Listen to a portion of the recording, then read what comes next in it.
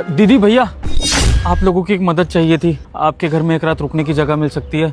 दरअसल मेरी बीवी पेट से है और इसके पेट में बच्चा उलट गया है। हम गांव से शहर आए थे इसका इलाज करवाने के लिए, लेकिन हम ना मेरे सगे भाई का पता ढूंढ रहे थे और वो पता मिल नहीं रहा है, तो तब तक रुकने की जगह चाहिए थी। आप अगर अपने घर में एक रात रुकने दे तो बड़ी मेहरबानी होगी।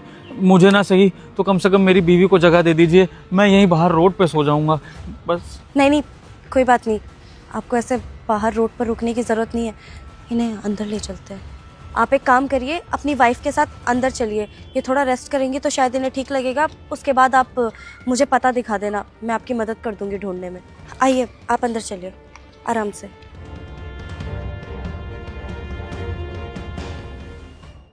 बैठिए। ये लीजिएगा। धन्यवाद जी।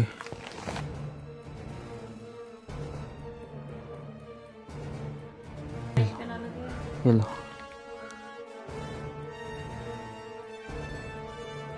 आप बता रहे थे कि आप अपने भाई को ढूंढने आए हैं यहाँ पर, तो क्या आपके पास उनका कोई पता नहीं है जो आप ऐसे ढूंढ रहे हैं? नहीं, पता है मेरे पास उनका लिखा हुआ, लेकिन हम ढूंढ नहीं पा रहे हैं। आपको दिखाते हैं ना, ये पढ़िए, इसमें उनका पता लिखा है। हम कब से ढूंढने की कोशिश कर रहे हैं लेकिन मिल नहीं रहा है।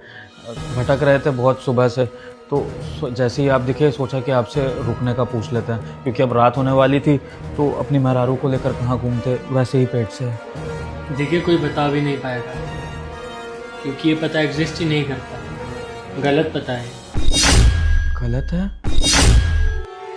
ये आप क्या बोल रहे हैं भैया जी? पता गलत कैसे हो सकता है? हमारे भैया ने फोन पे यही पता बताया था, बकायदा हमने लिखवाया था अपने घर के लड़के से, तो बिल्कुल सही पता होगा। भैया गलत पता क्यों देंगे? आपको शायद पढ़ने में गलती हो रही होगी। देखिए, हम लोग यहाँ पिछले 6 साल से रह रहे हैं और मुझे अच्छे से पता है ये पता आपको कहीं नहीं मिलेगा, क्योंकि ये पता गलत है। आपके पास उनका कोई नंबर होगा जिससे आप कॉल करके पता कर सकते हैं। हो सकता है कि उन्होंने कहीं पर शिफ्ट कर दिया हो, ये उनका पुराना पता हो। हाँ, नंबर भी लिखा है ना पर्ची पे, आप देखिए नंबर भी है, लेकिन हम उस नंबर पे कॉल मिलाते हैं तो कॉल लगता नहीं है। तो एक बार आप देख लीजिए कॉल लगा के, अगर लग जाए तो 9 नंबर है। ये नंबर भी गलत है, इस पे सिर्फ 9 ही डिजिट है। ये नंबर आपका कभी लगेगा ही नहीं। अरे ये दीदी कैसी बात कर रही हैं? वो मेरे जेठ हैं, आपके सगे बड़े भाई हैं, और मुझे ऐसी हालत में छोड़ के वो हमारे साथ ऐसा कैसे कर सकते हैं? अरे आप समझाइए दीदी को। वही तो दीदी, हमारे बड़े भाई हैं, हमको गलत पता और गलत नंबर क्यों देंगे? आप दोनों पता नहीं कैसी बातें करे जा रहे हैं। अरे यहाँ पर तो हम अपने भाई के भरोसे आए हैं कि हमारे भाई हमारी मेहरारू का इलाज कराएंगे अस्पताल में, और आप यहाँ पर इस तरह की बातें कर रहे हैं कि वो हमें गलत पता दे रहे हैं, गलत नंबर दे रहे हैं। ये क्या बोल रही हैं आप? हमें आप ऐसे नाउम्मीद तो मत करिए। आपको नहीं पता है, पता तो कोई बात नहीं, हम किसी और से पूछ लेंगे कल सुबह, लेकिन आप भगवान के लिए ऐसी बातें मत करिए। मुझे डर लग रहा है, मुझको अपनी मेहरारू का इलाज कराना है। देखिए, हो सकता है मेरी बात आपको बुरी लगे, पर ये सच है। ये पता भी गलत है और ये नंबर भी गलत है। हो सकता है आपके भाई ने आपको जानबूझ के गलत पता और गलत नंबर दिया हो, ताकि आप कभी उनसे मिल ना सके और कभी कांटेक्ट ना कर सके। वो चाहते ही नहीं है कि आप लोग शहर में आके उनसे मिले। भगवान, ये दीदी और भैया कैसी बातें कर रहे हैं? बोला हमारे बड़े भाई हमसे क्यों मिलना नहीं चाहेंगे? और जिनके साथ हम बचपन से खेले कूदे हैं, जिनके साथ बड़े हुए, और अब जवानी में भले ही हमारी शादी हो गई हो, वो अलग शहर में रह रहे हैं, हम गांव में रह रहे हैं, इसका मतलब ये थोड़ी है कि वो हमको भूल जाएंगे, हमसे मिलना नहीं चाहेंगे। अरे वो अच्छे से जानते हैं हमारी तकलीफ, और उन्होंने ये कहा था कि भाई अगर कोई भी तकलीफ हो ना तो शहर में मेरे घर आ जाना, मैं देख लूँगा। और जब ये पेट से हुई थी तो उन्होंने ये भी कहा था कि इसकी जो डिलीवरी होगी ना वो भी वो यहीं करवा देंगे शहर में।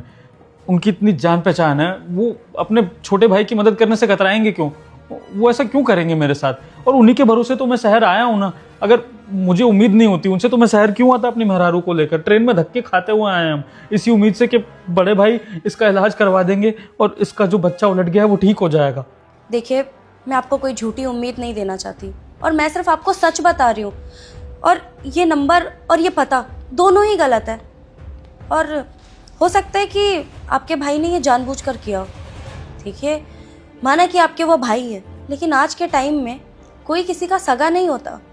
आपको नहीं पता, लेकिन एक बार अगर पैसा आ जाए ना तो अच्छे से अच्छे रिश्ते बदलने में टाइम नहीं लगता है, और आप लोगों के साथ भी वही हुआ है। एक बात बताइए, आप अपने भाई के भरोसे क्यों आए हैं शहर में? आप खुद कुछ नहीं कर सकते क्या? अरे ये आपकी वाइफ है, अगर आप इसके लिए स्टैंड नहीं लेंगे तो भला आपका भाई क्यों लेगा? दीदी दरअसल मैं कुछ कमाता वमाता नहीं हूँ, बचपन से खेती वेती करी है, पढ़ाई लिखाई में मन नहीं था। माँ बाबूजी ने खेत खलिहान सब बड़े भाई के शहर आने के लिए भेज दिए थे और उनकी आगे की पढ़ाई के लिए। और मुझसे पूछा गया था कि पढ़ाई लिखाई करनी है कि नहीं, तो मैंने तो मना कर दिया था, क्योंकि गांव में 2 वक्त की रोटी मिल जाती है। ज़मीन का जो टुकड़ा बेचा था उससे बस हमारे 2 वक्त का गुजारा हो जाता है और पूरा घर चल जाता है। तो कभी ज़रूरत नहीं पड़ी कि कोई काम करें। और मुझे लगा कि अब बड़े भाई शहर में आ गए हैं तो अगर कोई पैसों की दिक्कत होगी भी तो वो हमको पैसे भेज देंगे। तो मैंने कभी इस बारे में सोचा ही नहीं। लेकिन क्या हो गया, मेरे बड़े भाई तो है ना करने के लिए, तो मुझे कुछ करने की क्या ज़रूरत है? चलो, आपके भाई की वजह से ही सही, आज आपको ये तो पता लग गया ना कि एजुकेशन कितनी इंपॉर्टेंट है। और मैं सच बताऊँ ना तो आज के टाइम में रिश्ते किसी काम के रह नहीं गए। अगर आपके पास डिग्री नहीं है, आपके पास पैसा नहीं है, तो आपकी कोई वैल्यू नहीं होती है।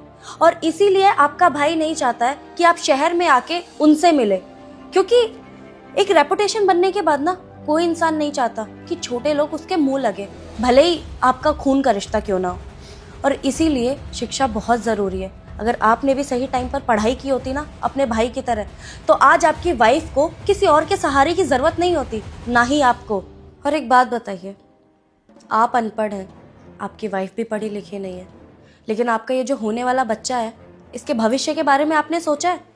अगर आप लोग ही अनएजुकेटेड रहेंगे तो उसके भविष्य का क्या? देखो, मुझे नहीं पता कि आपका बेबी सही सलामत बाहर आएगा या नहीं, लेकिन एक सजेशन ज़रूर दूंगी, जब आपका बच्चा आए ना इस दुनिया में, तो उसे प्लीज़ अपनी तरह मत रखना, ताकि उसे भी कल को किसी के सहारे की ज़रूरत पड़े। समझे? दीदी आप जो बोल रही हैं उस पर विश्वास करने का दिल नहीं कर रहा है। मानता हूँ अपनी गलती कि मैंने ज़िंदगी में कुछ खास नहीं किया और शादी करके कहीं ना कहीं इसको भी परेशानी में डाल दिया, क्योंकि मैं इसके लिए कुछ नहीं कर पा रहा। लेकिन अब दीदी आगे क्या करें? मुझे इसका इलाज करवाना है। अगर बड़े भाई हमसे सच में मिलना नहीं चाहते हैं तो फिर इसका इलाज कैसे होगा? और ये जो बच्चा उल्टा है इसको सीधा कैसे करवाया जाएगा? हमें बहुत दिक्कत परेशानी हो जाएगी। हमें कोई तो उपाय बताइए, आप मार्गदर्शन दे दीजिए। हम क्या करें, कौन से अस्पताल जाए, कहाँ पर इलाज होगा?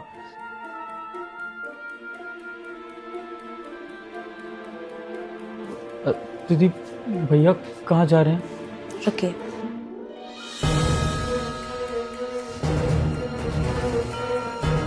ये लीजिए। ये पैसा क्यों दे रहे हैं हमको आप? हमने पैसा नहीं मांगा है आपसे। आपकी बीवी के ऑपरेशन के लिए डिलीवरी में काम आएंगे, रखिए। और चिंता मत करिए, हॉस्पिटल में हमारी थोड़ी जान पहचान है, हम बात कर लेंगे तो उन्हें ये तुरंत एडमिट भी कर लेंगे, रखिए। और दीदी जी मैं कोई काम धाम नहीं करता हूँ, मैं आपका पैसा चुकाऊंगा कैसे? कोई बात नहीं, आप इन्हें रख लो, आपको ज़रूरत है। और रही बात इन पैसों की, तो सबसे पहले अपनी बीवी का इलाज करवाओ। और मेरी कंपनी में कुछ जगह खाली है तो तुम्हें काम पे लगवा दूंगा। और जब तक तुम्हारी बीवी का इलाज हो रहा है तब तक तुम हमारे घर पे रह सकते हो। और रही बात लौटाने की, तो मेहनत करो, मेरी कंपनी में कुछ जगह खाली है तो मैं आपको काम दे दूंगा। लीजिए। दीदी भैया आपका बहुत बहुत धन्यवाद। आप लोग हमारे लिए भगवान बनकर आए हो। जहाँ हमें हमारे बड़े भाई से उम्मीद थी वो हमारे काम नहीं आए और आप लोग हमारे काम आ गए। आप लोगों ने रुकने की भी जगह दी और अब पैसा भी दे रहे हैं, इलाज भी करवा रहे हैं। आपका दिल से धन्यवाद है। इन सब चीज़ों की ज़रूरत नहीं है।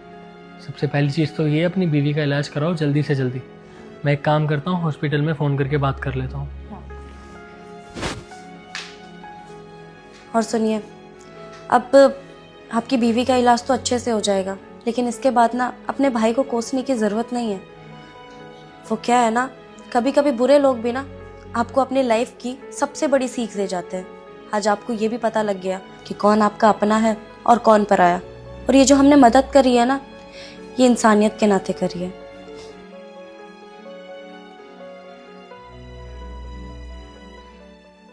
अरे यार तुम अगले हफ्ते का प्लान मत करो, मैं कह रही हूँ तुम कल का कर लो ना, वीकेंड ही है, सब आ भी जाएंगे। फिर तेरे को पता है अगले हफ्ते सब नाटक करते हैं। मूंगफली कैसे दी? 100 रुपए किलो मेम साहब। अरे नहीं भाई, प्रीति को बुला लियो, तो उसके नाटक चलते हैं। 1 मिनट। अरे यार वो वाले रेस्टोरेंट में नहीं जाएगा, तेरे को पता तो है। अच्छा क्या बोल रही थी? मेम साहब कितनी कर दूं बता दीजिए ना, अभी ग्राहक आने शुरू हो जाएंगे, फिर टाइम नहीं लगेगा। एक सेकंड होल्ड करियो, 2 मिनट रुक नहीं सकती? देख नहीं रही फोन पे हूँ मैं, इंपॉर्टेंट बात कर रही हूँ। तेरी मूंगफली ज्यादा जरूरी है। अब आई हूँ, टेस्ट करी तो लूंगी ना, पूछा है ना दाम मैंने।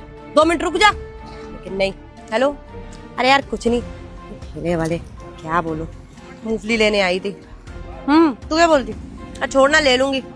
देखिए मेम साहब, हम मना नहीं कर रहे हैं कि आप फोन पर बात मत कीजिए, बस हम तो इतना कह रहे हैं कि आप बता दीजिए ना कितनी मूंगफली लेनी है, हम तौल देते हैं। दीदी जी, आप फोन पे बात करती रहिए, हमें बता दीजिए ना, माँ तोल देगी, टाइम बचेगा आपका भी हमारा भी। तू एक सेकंड होल्ड कर। तू पागल वागल है क्या? एक बार तुझे बोल दिया फोन पे मैं इंपॉर्टेंट बात कर रही हूँ, ले लूंगी ना मूंगफली। और कौन से ग्राहक आ रहे हैं? दिख तो कोई रानी है। एक ग्राहक आया है ना तो उसको कम से कम खुश रख। ये नौटंकी मत कर यहाँ पे कि कितना डाले कितनी नहीं। रुक जा 2 मिनट, तेरी 2 मूंगफली मैंने खा ली तो घट गई तू? हाँ, लूंगी ना तुझसे मूंगफली। और देख, अगर ज्यादा चू चपड़ करी ना, यहाँ से चली जाऊंगी और कुछ लूंगी भी नहीं। 2 मिनट ना चुप बैठी रही, अब डिस्टर्ब मत करियो। हेलो, हाँ बोल। अरे यार मैं क्या बोलूं, छोड़ दो। माँ रहने दो ना, अभी 5 मिनट की तो बात है। कौन सा दुकान पे और ग्राहक खड़े हैं, एक ही है, फोन पे बात कर रही है तो क्या हुआ, 5 मिनट की बात है, फोन कट जाएगा फिर बता देगी। एक ग्राहक तो खराब मत करो, सुबह से बोली नहीं हुई है। ठीक है बिटिया, कर लेने दे बात। अच्छा सुन, करती हूँ मैं तुझसे एक बार मूंगफली ले लूं, नहीं तो ये तो सर पे नाचती रहेगी। हाँ करती तू। हाँ चल कर दे मूंगफली। कितनी कर दे मेम साहब? 1 पाव कर दे। बस 1 पाव मेम साहब। 1 पाव? दीदी आप फोन पे बात करते करते 250 ग्राम के लगभग तो खा ही चुके हो मूंगफली, अभी तुलवा भी 1 पाव रहे हो, कम हो जाएगा, थोड़ी ज्यादा ले लो। मेम साहब, हमारी बेटिया बिल्कुल सही बोल रही है, आप फोन पर बात करती करती बहुत सारी मूंगफली खा चुकी है, ले लीजिए ना थोड़ी ज्यादा। हम गरीबों का भी नुकसान होता है मेम साहब, थोड़ा तो समझिए। और तेरा पूरा ठेला लेके जाऊं क्या? 2 मूंगफली क्या खा ली मैंने, अब क्या चाहती है? 2 किलो लेके जाओ यहाँ से। 1 पाव चाहिए, एक इंसान को इतनी लगती है। पैक कर चुपचाप। ठीक है मेम साहब, जैसी आपकी मर्जी। हाँ आंटी, कैसे दे रहे हो मूंगफली? बेटा 100 रुपए किलो। क्या 100 रुपए किलो? अबे आंटी सोना बेच रही हो क्या? मूंगफली सही रेट लगाओ। बेटा महंगी कहाँ है, लग रही है तुम्हें? कहीं पर भी चले जाओ, हर जगह मार्केट में यही दाम है। हाँ भाई, लेनी है क्या? 100 रुपए किलो बोल रही है यार। ले लेना यार। अच्छा बता भाई, कितनी ले लूं? आधी किलो करवा ले। आधी किलो? अरे यार आधी किलो कौन खाएगा? और वैसे भी मैंने टेस्ट किया है, कोई खास नहीं है, कच्ची मूंगफली है ये, इतना कोई स्वाद नहीं है। एक काम करते हैं ना, आधी किलो क्या 1 पाव करा लेता हूँ, क्योंकि घर जाते जाते ना सेल जाएगी, अभी मौसम भी ऐसे ही चल रहा है। 1 पाव करा लेता हूँ। आंटी 1 पाव कर दो। अबे 1 पाव तो खा गया हो, तो कम से कम आधी किलो तो करवा। यार सन्नी एक बात समझ नहीं आती, तू ना आजकल हर चीज़ में टोका डाके करने लग गया है। अब अगर कोई चीज़ लेंगे यार टेस्ट तो करेंगे ही ना, अब टेस्ट भी ना करो क्या? और सोना चांदी थोड़ा बेच रही है, मूंगफली है, चुप रहे। आंटी 1 पाव करो।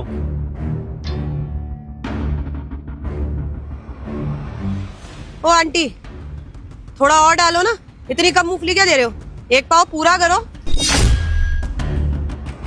बेटा आपने 250 ग्राम बोला है, 250 ग्राम ही तो तोल रही हूँ। अब तोलने में तो थोड़ा बहुत नापना तो पड़ता है ना, अब ऐसे थोड़ा ना सारी मूंगफली उठाकर डाल दूंगी। मैडम शक्ल से तो अच्छे खासे घर की लग रही हैं आप, लेकिन ये चिंदी बना क्यों कर रही हैं यहाँ पर? मैं चिंदी बना कर रही हूँ, पैसे दे रही हूँ मूंगफली के, देखूंगी ना ढंग से डाल रही है कि नहीं। और अगर 1 मुट्ठी ज्यादा मूंगफली डाल देगी तो कुछ घट जाएगा क्या इसका? और आप क्यों बीच में बोल रहे हो? उसका और मेरा मामला है, अपना काम करो। हाँ तो मैडम जितने पैसे आप दे रहे हो उतना सामान दे रही है ना, वो एक्स्ट्रा मांगने का तो कोई हक बनता नहीं है आपका। खैर छोड़िए, आपसे कुछ बोल के फायदा नहीं है। और तू भी यही करने वाला है क्या? यार सन्नी, मुझे ना तेरी बात बिल्कुल समझ में नहीं आ रही है यार, तू क्या करना चाहता है? हम यहाँ मूंगफली लेने आए, मूंगफली लेते हैं और चलते हैं, क्यों किसी से बहस करनी, किसी को मुंह लगाना? और वैसे भी तू इतनी तरफदारी क्यों कर रहा है इनकी, कोई लगती है क्या तेरी? भाई मैं कोई पक्ष नहीं ले रहा, लेकिन सही बात कर रहा हूँ मैं। अबे तू क्या कर रहा है यार, इतनी तो खा गया तू। यार तू तो ऐसे बोल रहा है जैसे तेरी दुकान हो, तू नहीं खरीद रखती हो। चुप कर, मुझे लेने दे। आंटी करो ना 1 पाव। सही तो कह रहे हैं वो। अरे अब हम सामान ले रहे हैं, टेस्ट करेंगे और हमारी मर्जी, थोड़ा एक्स्ट्रा डलवा लिया। आपकी दुकान है क्या ये? नहीं ना, जिसकी दुकान है वो कुछ नहीं बोलती, उसको कोई प्रॉब्लम नहीं है, क्योंकि उसे अपना सामान बिकवाना है। तो बस पैसे दे रही हूँ मैं तो अपने हिसाब से सामान लूंगी, आप बीच में मत बोलो।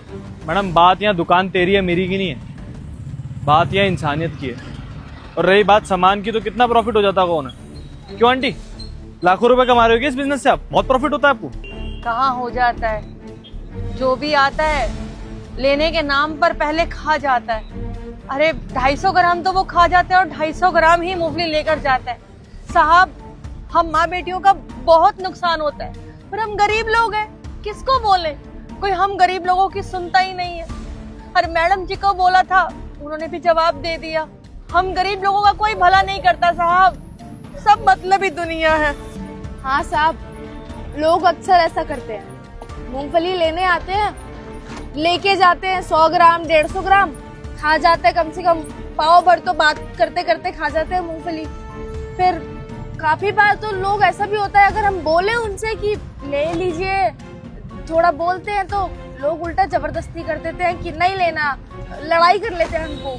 अब हम किससे बोले, अब बताओ, नुकसान में बैठे रहते हैं, क्या करें, काम है, करना पड़ेगा, थोड़ा नुकसान ही सही। साहब, मेरी बेटिया बिल्कुल सही कह रही है, हम गरीब लोगों के बारे में कोई नहीं सोचता, सब अपना भला करते हैं। ए माँ, तू क्यों रो रही है? छोड़ना। देख, सपोज कर हम लोग सारे ट्रिप पर गए हैं और हमारे पास सिर्फ और सिर्फ एक पानी की बोतल है, तो हम पांचों की क्या उससे प्यास बुझ जाएगी? मुश्किल से मुश्किल एक एक सिप पानी आएगा हमारे पास। ना तेरी प्यास बुझेगी, ना इन मैडम की बुझेगी, ना इन आंटी की बुझेगी, ना ही उस लड़की की बुझेगी, और ना ही मेरी बुझ पाएगी भाई। हम लोग सिर्फ अपना काम चलाएंगे। सेम उनके साथ है भाई, वो भले ही यहाँ पे काम जरूर करती हैं, बिजनेस कर रही हैं, लेकिन उन्हें कोई ज़्यादा प्रॉफिट नहीं होता इन सबसे। ये लोग भी बस अपना काम चला रहे हैं, अपना रोटी खाने के लिए। और मैडम, मुझे एक बात का जवाब दीजिए, आपने एक बार भी नोटिस करने की कोशिश की कि एक माँ अपनी बेटी से काम करा रही है, जवान बेटी से? कोई माँ चाहेगी कि उसकी जवान बेटी किसी मूंगफली की दुकान पर बैठे? कोई तो मजबूरी रही होगी ना इन दोनों की, तभी तो ये काम कर रही हैं। लेकिन हम लोग इस बारे में कभी सोचते ही नहीं है। हम लोग बस गरीब इंसान को दबाना जानते हैं मैडम, अमीरों से दबते हैं, और जो हमसे छोटे होते हैं वो ही फ्रस्ट्रेशन इन गरीबों पे निकालते हैं। और मुझे एक बात का जवाब दीजिए मैडम, 1 किलो मूंगफली पे कितना बचता हो इन? 1 रुपये 2 रुपये कितना कमा लेती होंगी मुश्किल से? 200 300 400। अभी मैडम यहाँ से मार्केट तक जाओगे ना, 200 300 400 रुपये यूँ खर्च हो जाएंगे आप। और हम लोग क्या करते हैं, 2-4 मूंगफली आप उठा ली, 2-4 मूंगफली मेरे दोस्त ने उठा ली, 1-1.5 किलो का तो वैसे ही नुकसान कर देते हैं हम इनको। इस बारे में कभी सोचते ही नहीं है मैडम। गलत बोल रहा हूँ मैं? आप सही कह रहे हैं, मैंने तो ये सोचा ही नहीं। मुझे लगा 1-2 मूंगफली से क्या ही नुकसान होगा उसका, लेकिन कितने ग्राहक आते होंगे, अरे 1-2 करके 1 किलो मूंगफली तो ऐसे ही चली जाती होगी, नुकसान तो होता होगा इनका। सॉरी, मैंने कभी इस तरीके से सोचा ही नहीं। यही तो प्रॉब्लम है मैडम आजकल के यूथ की, वो सही गलत के बारे में कभी सोचता ही नहीं है, बस जो मन में आता है वो कर देता है। जब तक सामने वाला समझाएगा नहीं तब तक हम लोग कुछ सोचेंगे ही नहीं। सोशल मीडिया पे अगर हमें ये दिखा कि ये सही बोल रहा है तो हम उसे ही सही मान लेते हैं, अपना दिमाग कभी लगाते ही नहीं है मैडम। और यही सोचने की जरूरत है हमें। और देखिए, मेरा कोई नुकसान नहीं है इसमें, नुकसान उनका है, तो उनसे माफी मांगिए, उन्हें ज्यादा अच्छा लगेगा। और आगे से ये सब मत कीजिएगा प्लीज। मेम साहब, ये लीजिए आपकी मूंगफली। आंटी, 1 पाव नहीं, आप इसे आधा किलो कर दो। और मुझे माफ कर दीजिए, मैंने आपसे बदतमीज से बात करी और आपका नुकसान भी करा दिया। आप आधा किलो मूंगफली कर दो। आधा किलो कर दूं? ठीक है।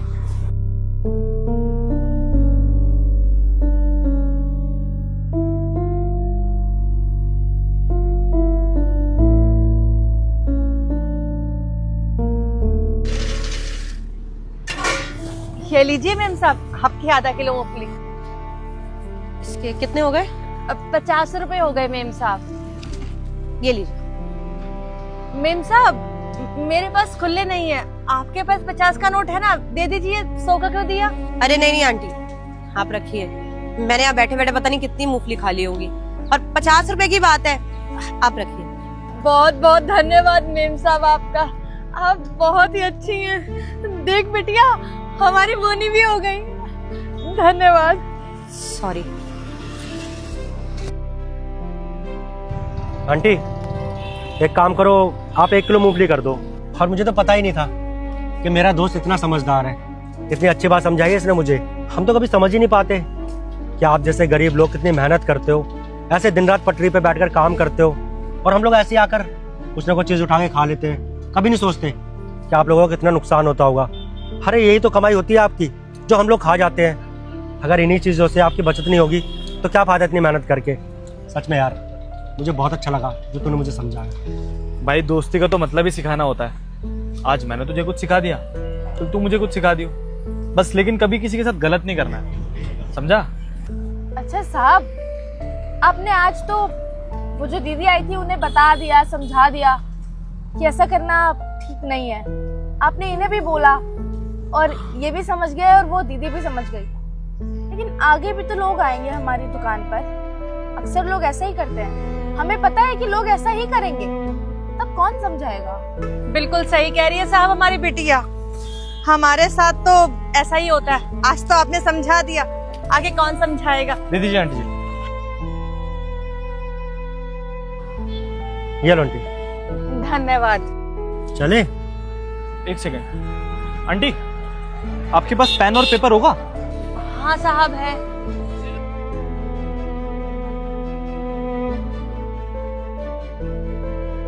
साहब ये खराब सा पेपर है, पीछे से खाली है, ये दे दे क्या? कोई बात नहीं आंटी, चल जाएगा। घूमना। क्या करना चाहता है तू?